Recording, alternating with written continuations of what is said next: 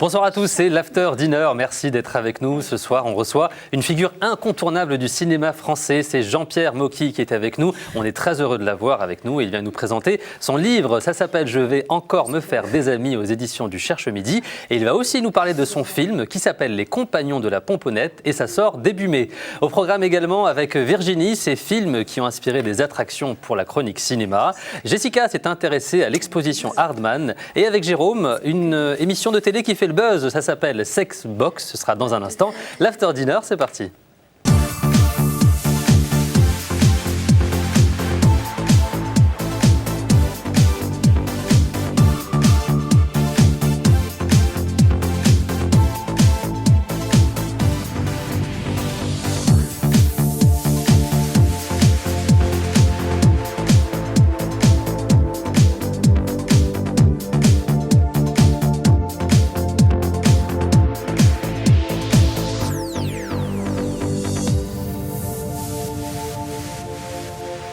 Et merci d'être avec nous pour l'After Dinner. On passe une partie de la soirée ensemble. N'hésitez pas à réagir à l'émission sur notre page Facebook After Dinner. Et n'hésitez pas à accueillir notre invité comme il se doit. C'est Jean-Pierre Mocky qui est avec nous. Bonsoir Jean-Pierre. Bonsoir. Merci d'être avec nous Jean-Pierre.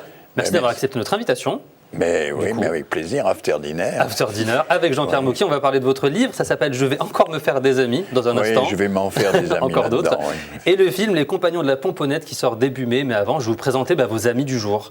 J'espère que vous n'allez pas vous fâcher avec eux parce que je tiens à eux quand même. Je vous présente Jessica pour la culture. Buongiorno. Buongiorno. Bonsoir Vous parlez Jessica. italien, bonsoir. Vous allez nous parler d'une exposition ce soir. Une exposition que j'adore de studio qui s'appelle les studios Hardman. D'accord, ce sera dans un instant pour la chronique culture. Oui. Je vous présente Jérôme. Bonsoir Jérôme. Enchanté, bonsoir. Bonsoir. Il a mis son petit nœud papillon. Il l'a mis que pour vous je vais Jean-Pierre. changer. Il l'a mis que pour vous. Un peu de folie. Allez. On va faire l'amour en direct à la télévision. Ça se passe aux Là, États-Unis. on va Non, faire non, l'amour. peut-être pas là. Ah, tout ok. de suite. Doucement quand même. Il y a des jeunes qui nous regardent et à cette heure-ci, on n'a pas le droit. Ok, ça s'appelle Sexbox, je crois. Ah oui. D'accord. Et ce c'est sera totalement tout à l'heure. ridicule. Vous verrez ça plus tard. Comme De d'hab. découvrir du coup. Virginie, bonsoir Virginie. Bonsoir. Virginie, c'est notre chroniqueuse cinéma. Vous allez Elle est aimer. très jolie, oui. Virginie, vous allez nous parler de ces attractions. Ouais, c'est parti pour une petite décharge d'adrénaline, vous allez voir. D'accord, on a hâte de découvrir ça. Vous allez nous donner envie d'aller nous envoyer en l'air comme ça dans les attractions. Par exemple. Avant, on va parler avec vous, Jean-Pierre, de l'actualité. Est-ce que vous êtes branché réseaux sociaux? Je sais que vous êtes sur Facebook. Oui, je suis branché sur les réseaux sociaux. D'accord. D'ailleurs, on essaie d'employer le maximum de personnel.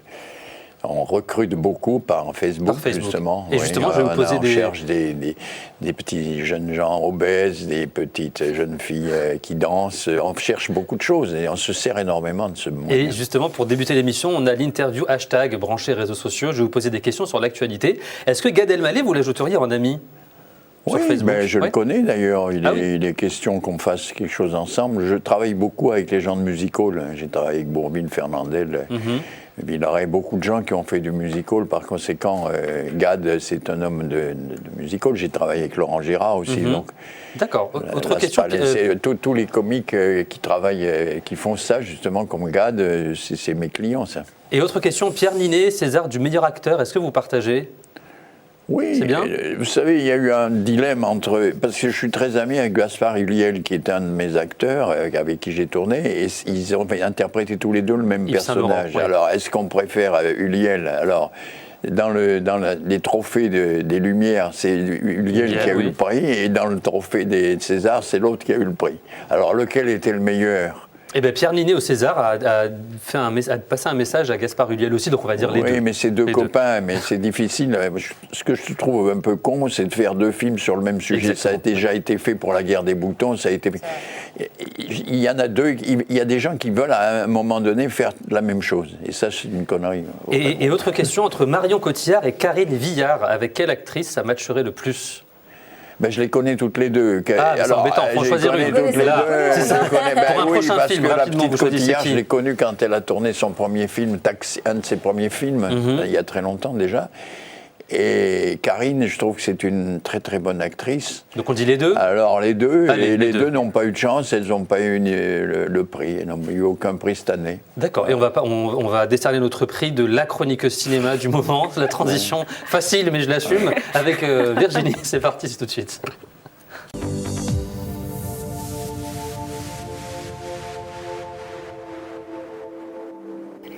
Avec vous, Virginie, ce soir, on va parler d'attractions. Voilà, de films Cinéma, plutôt. attraction, vous. Alors voilà, des films qui ont inspiré des attractions dans des parcs d'attractions. Du coup, alors avant ça, la petite info, c'est que dans quelques mois, il y a un immense parc d'attractions entièrement inspiré du film Le Seigneur des Anneaux qui va ouvrir ses portes. Ce sera en Espagne, en Andalousie, à Ricón de la Victoria. Comment vous dites Ricón de la Victoria. Hey. Pour être plus précise. Et donc du coup, c'est un immense parc qui va prendre place sur 8 hectares. Vous allez donc pouvoir retrouver tout un tas d'attractions inspirées du film. On n'a pas encore la date d'ouverture, mais c'est dans quelques mois, donc préparez-vous. Alors du coup, je me suis dit... Ça date pas d'aujourd'hui en plus, les attractions. Ça date pas d'aujourd'hui. Voilà, ouais. du coup, je me suis intéressée à ces films qui ont inspiré des attractions. Alors on va rester... Bon, évidemment, je les ai toutes testées. Hein, vous me connaissez.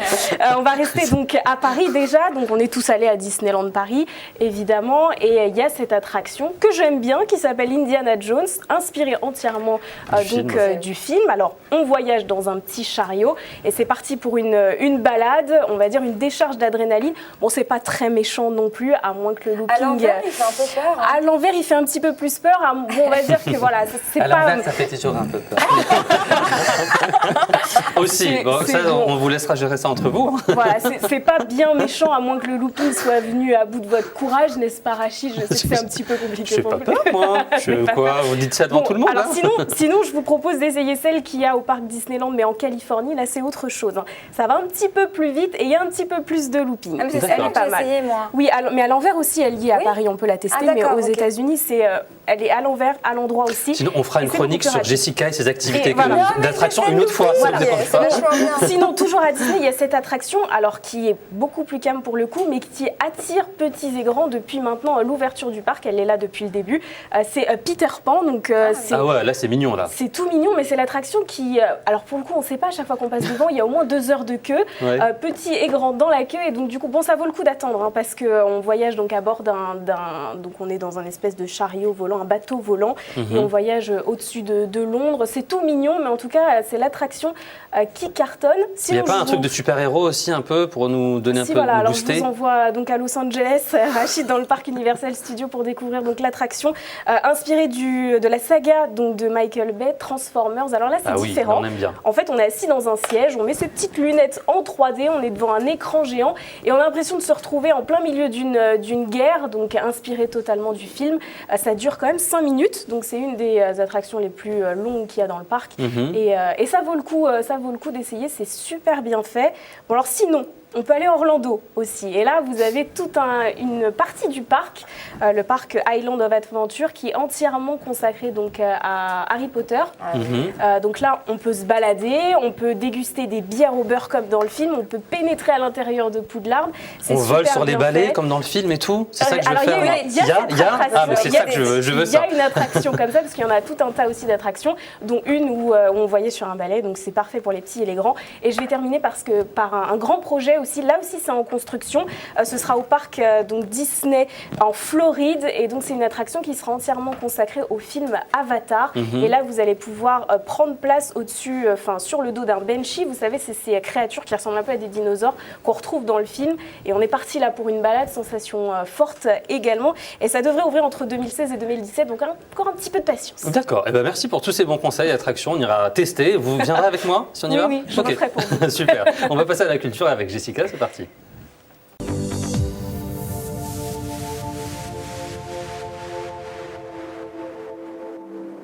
Et dans l'after dinner, dans un instant, on va parler avec vous, Jean-Pierre, de votre livre qui s'appelle « Je vais encore me faire des amis ». Mais avant, c'est notre amie Jessica qui va nous parler culture, elle va nous parler d'une exposition. Est-ce que vous aimez aller dans les expositions?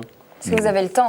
Ah, le temps. Il y en a des biens, il y a des très belles expositions, mais il y en a qui ne sont pas bien. Alors justement. C'est emmerdant. Il y en a qui sont très emmerdantes, mais d'autres. Vous avez la pression là. J'ai pas du tout la pression, j'espère que la mienne ne sera pas emmerdante.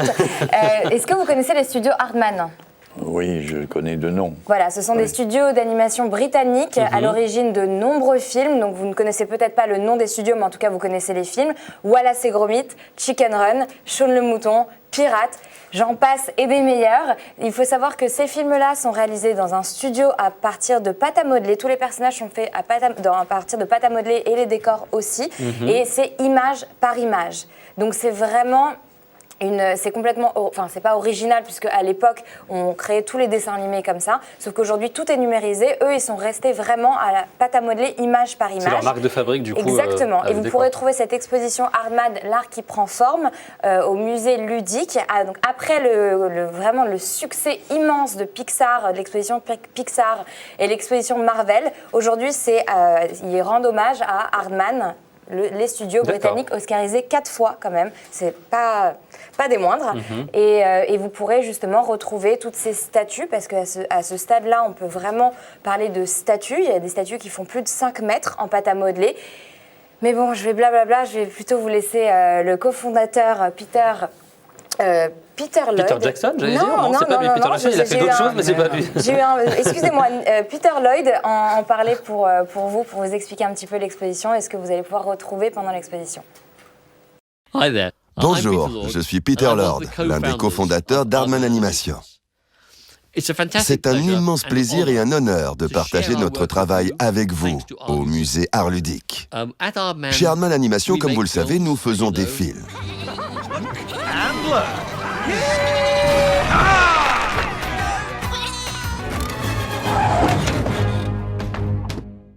Vous allez donc pouvoir découvrir au musée l'art, le savoir-faire, les designs, les figurines, de nombreux décors et les idées de tout ce qui se trouve derrière la réalisation de nos films. Comme nos films sont projetés en 3 dimensions, parce qu'ils sont réalisés avec de véritables figurines animées image par image ou parce qu'ils utilisent parfois de l'image de synthèse, on oublie souvent à quel point le dessin est primordial et se trouve au cœur de tout ce que nous faisons.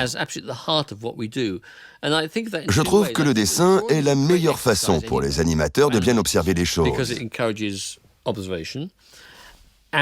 personnellement, je trouve qu'un cahier à dessin, un carnet de croquis, sont des éléments clés essentiels pour la créativité. Nous avons à présent la chance de pouvoir vous faire découvrir nos œuvres. Et j'espère vraiment que vous allez aimer l'exposition. Vous pourrez également retrouver le premier carnet de croquis de Nick Clark, qui est un très grand réalisateur et qui a fait les premières ébauches sur ce carnet. C'est complètement inédit de Wallace et Gromit. D'accord. C'est pas que pour les enfants en plus. C'est pas que pour les enfants. Venez découvrir ou redécouvrir en famille, puisque le parcours est rempli d'écrans où sont diffusés justement ces fameux films, mais aussi des courts-métrages, des longs-métrages. Allez-y, c'est extrêmement divertissant et extrêmement intéressant pour voir tout ce que est storyboard, pour apprendre à nos enfants comment sont faits les films, mais aussi les films d'animation. Merci Jessica. Exposition Aardman. Aardman au musée Art Ludique. Merci. Voilà. On va passer à vous, Jean-Pierre. On va parler de votre livre qui s'appelle « Je vais encore me faire des amis » aux éditions du Cherche-Midi. Est-ce que c'est un livre où vous réglez vos comptes ou au contraire vous rendez hommage à des gens? Parce que vous avez connu du monde dans votre carrière. Je suis contre la langue de bois. Je crois que notre profession est mal comprise. Il y a des tas de choses qu'on ne connaît pas sur notre métier. Alors j'essaye de les révéler. Surtout les rapports avec les fonctions publiques qui donnent des subventions aux artistes. Parce qu'en France, aujourd'hui, si vous voulez, le patrimoine est en train de s'appauvrir à cause du fait qu'on donne beaucoup d'argent à certains réalisateurs et pas à d'autres. Donc beaucoup de jeunes ne peuvent pas faire de films. Alors moi, je ne suis pas jeune, mais malgré que je ne sois pas jeune, j'ai du mal à travailler. Et je trouve qu'il y a une injustice totale et qu'au ministère de la Culture, ça ne va pas du tout. Hein. On parle du chômage, mais le chômage, c'est un grand problème, mais la culture aussi. Parce qu'on ne met pas à la culture les gens qu'il faudrait. Il faut mettre des artistes à la culture, il faut mettre des agriculteurs à l'agriculture, il faut mettre des industries, et du coup, là, vous leur passez un petit message. Et il y a des médecins sérieux à la santé aussi. Et dans les acteurs et actrices avec lesquels vous avez travaillé, est-ce qu'il y en a aujourd'hui avec lesquels vous ne voulez plus du tout travailler, que vous avez un peu égratigné dans le livre? C'est-à-dire que les artistes, si vous voulez, en principe, ce sont des enfants qui veulent changer, ils veulent changer de rôle. La plupart du temps, ils font toujours les mêmes rôles. Alors, ils viennent vers moi parce que je leur donne à faire le contraire de ce qu'ils font d'habitude. Alors j'ai travaillé avec les plus grands artistes, je crois que ça fait à peu près 180 vedettes avec qui j'ai travaillé, qu'ils soient français, américains ou italiens ou allemands. Mais aujourd'hui, ce qui est très grave, c'est que le patrimoine français des films, des grands films que nous connaissons tous, enfin que j'espère que les gens connaissent, ce patrimoine s'est appauvri parce que les artistes sont plus aidés comme dans le temps. par exemple Jean Renoir, François Truffaut, mais même avant Marcel Carné. Qu'est-ce que vous voulez dire par plus aider on les aide financièrement, pas, vous voulez dire? c'est-à-dire que le public qui est traumatisé par le chômage, par les problèmes qu'il y a aujourd'hui, les maladies, tout ça, le sida, tout ça, donc ils se sont désintéressés, si vous voulez, de l'art proprement dit, c'est-à-dire qu'ils vont voir n'importe quel film, n'importe quelle connerie, on leur dit tu vas voir ça, c'est bien pour toi, tu étais con, t'as qu'à regarder ça. Alors c'est ça qui est grave. Alors les films, disons qu'il y a des bons films encore aujourd'hui, mais il n'y en a pas assez, et on ne traite pas les problèmes. Aujourd'hui, on parle d'euthanasie, on vient de faire un film pour la télé sur l'euthanasie. Bon. Mais tous les grands sujets sont éludés parce que le gouvernement ne veut pas qu'on travaille sur des choses qui touchent les gens. Donc vous dites qu'il faut parler aux gens différemment dans le cinéma en tout cas. Les Américains ont fait ça, les Italiens ils ont fait ça. En Italie, il y a eu plein de films sur l'immobilier, les combines, la corruption, etc. Ici, quand on fait un film sur la corruption, je viens de faire un film qui s'appelle Calomnie, personne n'en a parlé. On ne veut pas en parler. Parce qu'on ne veut pas que le public sache ce qui se passe. Ni dans les hôpitaux, ni en politique. Alors, vous voyez, maintenant, les élections qui arrivent, c'est un bordel terrible, cette histoire. Qui sont du coup déjà passées il y a quelques jours, alors, effectivement. Et donc, le film, ça s'appelle Les Compagnons de la Pomponnette, ça sort début mai. Le tournage a eu lieu d'ailleurs en fin d'année. L'histoire, c'est une histoire très originale. Oui, c'est une histoire qui m'a valu une audience auprès du pape François. Je vous explique pourquoi. Parce que dans le film, on traite deux problèmes. Premièrement, le célibat des prêtres. Et le pape François est contre. Il veut supprimer le célibat des prêtres, puisque tout le monde est marié dans la religion, les rabbins, les imams, les pasteurs, et les malheureux catholiques ne sont pas mariés. Ce qui donne lieu à un certain nombre d'abus et différents. Donc le film traite aussi d'un curé défroqué qui va lutter pour justement que les prêtres puissent se marier. Ça, c'est le premier thème. Le deuxième thème, c'est l'échangisme. Sauf qu'il va se passer des trucs... Voilà, le deuxième thème, c'est l'échangisme. Voilà. Alors, l'échangisme a été créé du temps de Pompéi en 119 après Jésus-Christ. Brusquement, la ville était complètement corrompue, il n'y avait que des putes, etc. Donc le pape de l'époque a dit, écoutez, si vous voulez tirer un coup quelque part, allez avec votre voisin, mais n'allez pas avec ses filles, etc. Alors donc, il y a eu une bulle, ça s'appelle une bulle, et le pape a dit, maintenant, vous pouvez coucher les uns avec les autres. Alors ça, personne ne le sait. Il y a moi que j'ai trouvé ça dans l'Évangile, ça s'appelle la bulle de 1437, etc. Bon, alors... Ce jeune prêtre qui est le héros de mon film et qui, entre parenthèses, est le petit-fils de Pierre Richard, l'acteur. Oui, qui s'appelle Arthur, c'est ça, Arthur Defay. Voilà, alors lui, j'ai d'une part la religieuse qu'il va épouser, parce qu'il va épouser une religieuse à la fin, et c'est la fille adoptive de Gérard Depardieu. Donc vous voyez, on est un petit peu avec Gérard et ça traite de l'adultère, mais de plein d'autres sujets, et on va y revenir juste dans un instant. L'adultère, c'est quelque chose qu'il faut qu'il disparaisse. Voilà ce que pense le pape. Il faut faire disparaître l'adultère et disparaître le célibat des prêtres. Donc voilà les deux thèmes. Et on s'est aperçu que l'échangisme, aujourd'hui, que je croyais être quelque chose de purement pour des vieux ou pour des petits salopards, etc., en réalité... Aujourd'hui, j'ai été faire une conférence à Rouen devant 500 élèves de lycée pour le cinéma. Et à la fin, il y a un élève qui me dit « Mais monsieur Mocky, qu'est-ce que vous allez faire comme film ?» Je lui ai dit « Je vais faire un film sur l'échangisme, ça ne te regarde pas, tu es trop jeune. » Oui, il n'est pas concerné du coup. À la fin du truc... de la séance, deux jeunes viennent me voir et me disent « Mais monsieur Mocky, nous, on est en plein dans le sujet. J'ai 15 ans, j'échange ma meuf avec la meuf de mon copain. » Et alors, c'est eux qui ils sont échangistes à 15 ans. Pas tous, je pense. Mais en tout cas, on va continuer à en parler, Jean-Pierre, dans un instant, parce que ça va être juste... en parlant d'échangisme, on va parler de Sexbox, une télé un petit peu bizarre. C'est parti, c'est tout de suite.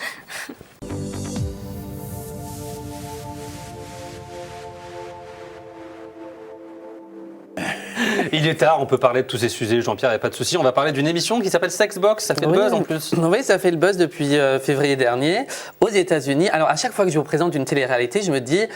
on est au fond. Il y aura jamais pire. Mais à chaque fois, il y a pire. Et là, pour le coup, c'est vraiment bien débile ce que je vais vous proposer. Alors, l'émission s'appelle Sexbox et le principe de l'émission, c'est de faire l'amour à un couple qui est un peu en déclin. Et donc, ce couple va faire l'amour dans une box, dans une boîte.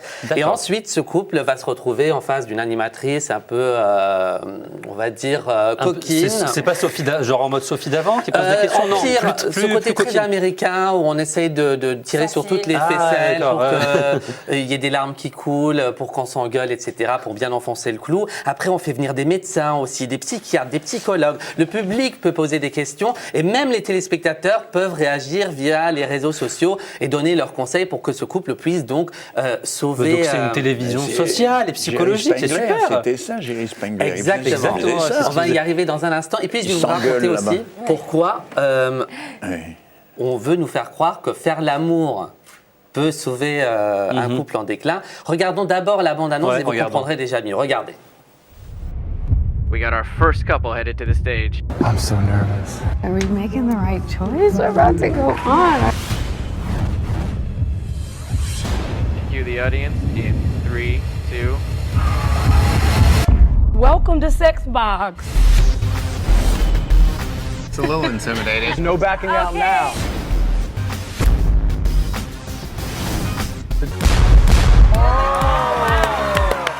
Okay, did you know I was a pastor? Okay, so let the pastor be your mother. The box changes lives. I feel like a brand new man. I don't know if this is kinky or crazy. Trust can be rebuilt after one breach, but not if it's repeated. Everybody go out there and have some sex. Sexbox premieres Friday, February 27th. The boldest show on television. Donc ils ont fait ça quand même. Ils ont sort de la boîte, normal, maquillé, coiffé. Voilà. Alors, du coup, je vais expliquer. On les filme pas dans la boîte, quand même. Dans cette boîte, on ne les filme pas, on n'entend rien. Ça se passe, voilà, à l'abri de tout regard. En fait, on peut juste supposer. Après, on les fait sortir. Alors, pourquoi on leur fait faire l'amour en direct à la télévision? Eh bien parce qu'on s'est rendu compte, vous savez, les téléréalités, vous l'avez déjà vu dans mes chroniques, on a toujours des explications tout à fait farfelues pour expliquer pourquoi on fait ce genre de programme. Donc on a donc remarqué qu'on sécrète de l'endorphine quand on fait l'amour, et donc après on est beaucoup plus apte à se confier sur ses problèmes, notamment en direct à la télévision. Et puis on sort avec un beau peignoir, ça fait de la bonne télé. Et donc ces couples vont nous raconter pourquoi ça ne va plus du tout entre eux, donc on va tirer sur toutes les ficelles, on va les faire pleurer, on va les faire s'engueuler.